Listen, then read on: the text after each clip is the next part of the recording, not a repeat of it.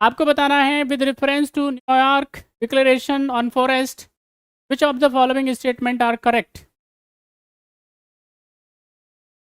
सारे बच्चे जल्दी से बताइए क्या होगा सही आंसर। मैं आप सब बच्चों को एक बात जो है शेयर करना चाहूँगा, जितना जितना हो सकता है आभारी होना स्टार्ट कर दीजिए। कोई अगर आपको कुछ भी कर रहा है, किसी से भी आपको कुछ भी मिल रहा है, आप हमेशा ही उसका आभार व्यक्त कीजिए। ग्रेटिट्यूड जो है आप एक्सप्रेस कीजिए। जो कृतज्ञता होती है वो मनुष्य का सबसे बड़ा गुण होता है, ठीक नहीं? अगर आप कृतज्ञ नहीं हैं तो इसका मतलब बहुत मुश्किल है आपको जीवन आगे लेकर के जाना। एक कृतज्ञता जरूर होनी चाहिए, ये सबसे बड़ा गुण होता है। The highest virtue of human being. हमको प्रकृति से क्या मिलता है? हमको प्रकृति से सब कुछ मिलता है। हमको हवा मिलती है, हमको सनलाइट मिलती है। आपको विटामिन डी लेनी है, एक बारी चले जाओ कहीं पे भी, एक पैकेट के लिए आप चले जाओ किसी मेडिकल स्टोर पे, और उसके बाद में फिर क्या करेगा वो? आप क्या फ़र्क पड़ता है आपको? उन्हें पहले पेमेंट दो, उसके बाद में बात करेंगे। फिर आपको क्या किया जाएगा? विटामिन डी की गोली दी जाएंगी, पैकेट दिया जाएगा, चूरन दिया जाएगा। लेकिन सूर्य भगवान आपको मुफ्त में देता है, पूरी दुनिया को देता है, फ्री ऑफ कॉस्ट, कोई पैसा नहीं लेता है। तो कम से कम क्या कर सकते हैं हम? आभार व्यक्त कर सकते हैं उनका। हमको फ्री ऑफ कॉस्ट क्या मिलती है? ऑक्सीजन मिलती है, कोई पैसा चार्ज नहीं किया जाता है और भरपूर मिलती है। उसके बाद में हम पेड़ पौधों का, पर्यावरण का कोई आभार व्यक्त नहीं करते हैं, ये ठीक नहीं है। इससे जो भी लिया जाता है कम से कम उसका तो आभारी हो सकते हैं कि नहीं? ये काम कर सकते हैं। हम जब खाना खाते हैं तो खाने में क्या होता है भाई? आप सब बच्चे जानते हैं ना, जो पेड़ पौधे होते हैं, ठीक है कि नहीं? अब पेड़ पौधे होते हैं तो उनमें जान होती है, और वो पेड़ पौधे कंज्यूम करके, खा करके क्या होता है? आपको प्राण शक्ति मिलती है। अगर मान लेते हैं कोई पेड़ पौधा अगर नष्ट ना हो तो ऐसी स्थिति में आपको क्या नहीं मिलेगा? प्राण शक्ति नहीं मिलेगी। तो हमको क्या है, एटलीस्ट ग्रेटिट्यूड व्यक्त करना चाहिए कि हाँ भाई प्रभु, आपको इस्तेमाल करने के बाद में क्या हो रहा है? हमको जीवन मिल रहा है, हमको प्राण मिल रहा है, अदरवाइज मिल ही नहीं पाता, तो हम आपका आभार व्यक्त करते हैं। ये सिंपल सी बात होती है, साधारण सी बात होती है। ऐसे ही इंसानों के साथ में भी होता है।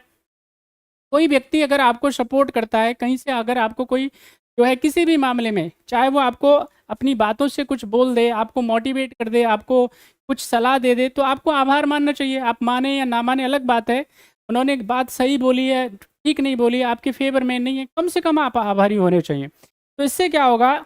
आपके जीवन में बड़ा ट्रांसफॉर्मेशन आएगा। दिमाग ठीक होना स्टार्ट हो जाएगा, समझ अच्छी होना स्टार्ट हो जाएगी, और जिस दिन आपकी समझ अच्छी होगी, जीवन बदलने में समय नहीं लगेगा।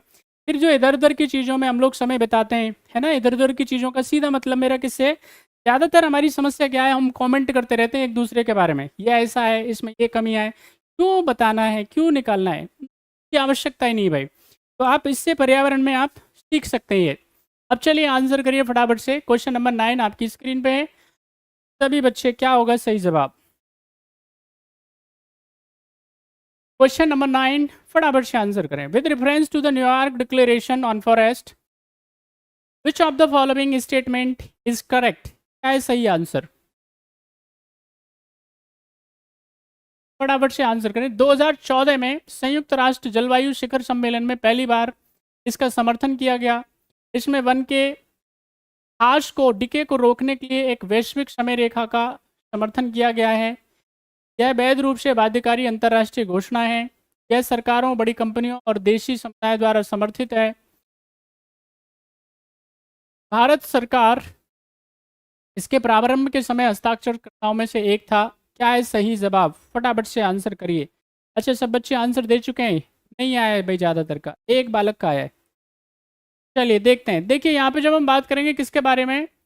न्यूयॉर्क डिक्लेरेशन ऑन फॉरेस्ट के बारे में, ठीक है कि नहीं?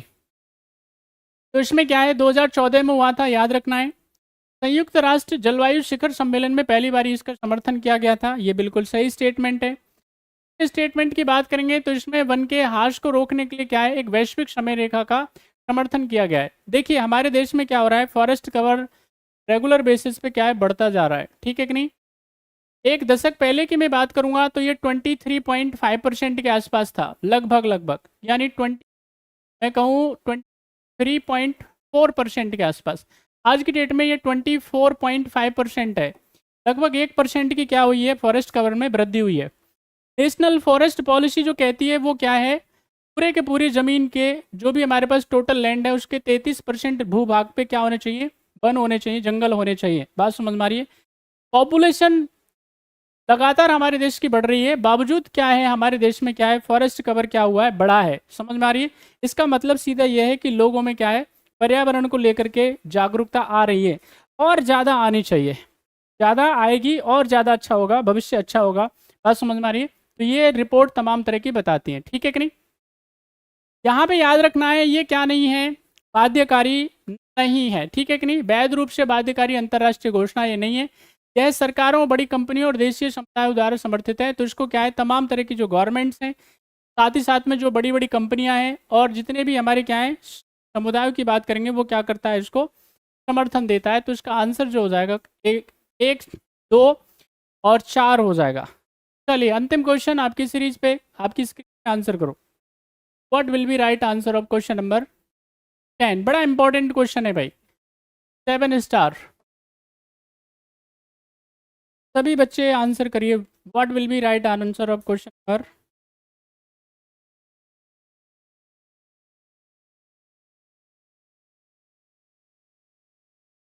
आपको बताना है ग्रास लैंड्स यानी घास के मैदानों के नाम दे के रखे हुए हैं और देश दे के रखे हुए हैं। मैच करना है, फटाफट से मैच करके मुझे बता दो।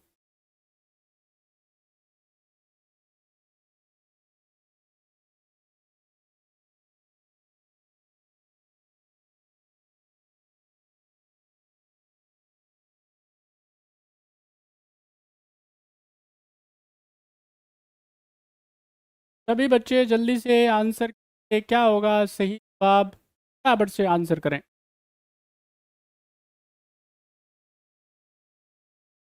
क्वेश्चन आपकी स्क्रीन पे है, आप आंसर करें फटाफट से।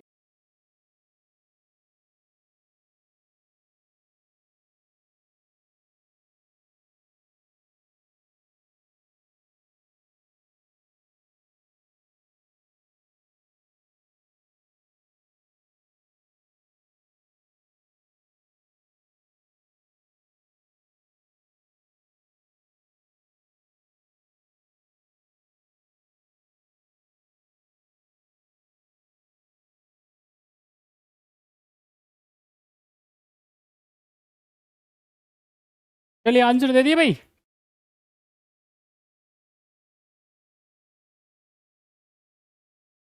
देखिए इधर देख लें सारे बच्चे। मैं अगर बात करता हूँ किसके बारे में, प्रेरी के बारे में ना, प्रेयरी है ना।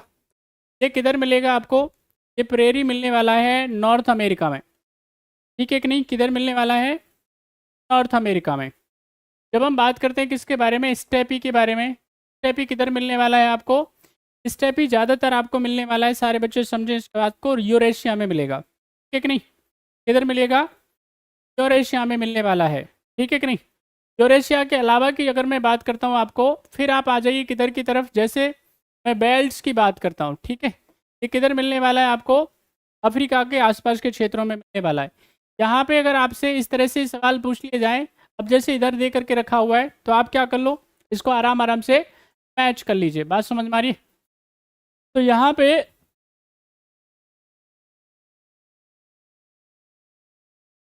इसमें से क्या कर लें आप, इसको मैच कर लें, ठीक है कि नहीं। तो पंपाज कहाँ मिलने वाला है, पुस्टेज कहाँ मिलने वाला है, बैड्स कहाँ मिलने वाला है और डाउन्स कहाँ मिलने वाले हैं, सारे बच्चे जानते हैं। आप कहीं से भी कैसे भी ले लीजिए आप इसको, ठीक है कि नहीं। तो यहाँ पे डाउन्स मिलने वाले कहाँ पे, ऑस्ट्रेलिया में, ठीक है कि नहीं। इधर आपके पास में पुस्टेज मिलने वाले कहाँ पे, हंगरी में, ठीक है। अर्जेंटीना, अर्जेंटीना अगर हम कहेंगे तो किधर है आपके पास में भाई, सारे बच्चे जानते हैं ये किधर मिलने वाला है अर्जेंटीना आपको, लैटिन अमेरिका बोलते हैं ना आप इसको, ठीक है कि नहीं, यानी साउथ अमेरिका में मिलने वाला है, ठीक है कि नहीं। और पंपाज की बात करेंगे तो किधर मिलने वाला है आपके पास में, आप इसको मैच कर दीजिए फटाफट से अर्जेंटीना के साथ में, और वेल्स को किसके साथ में, अफ्रीका के साथ में। तो अब इसमें देख लो क्या हो जाएगा आंसर। ए में क्या हो जाएगा आपके पास में, ये लगा दीजिए, तो स्टेज को लगा दीजिए 4 और बेल्ट्स को लगा दीजिए आप किधर, ये आपके पास में अफ्रीका हो गया, 2 पे लगा दीजिए, डाउन्स को ऑस्ट्रेलिया में लगा दीजिए। सही आंसर क्या हो जाएगा, A is the right answer, ज़्यादातर का सही आंसर है।